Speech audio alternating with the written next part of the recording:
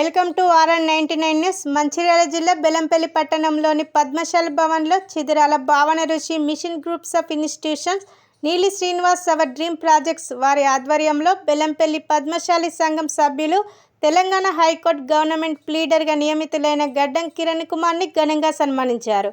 Friendship day సందర్భంగా cake cut చేసి ఆటపాటలతో మహిళలు ఫ్రెండ్షిప్ డే వేడుకలను ఘనంగా నిర్వహించారు.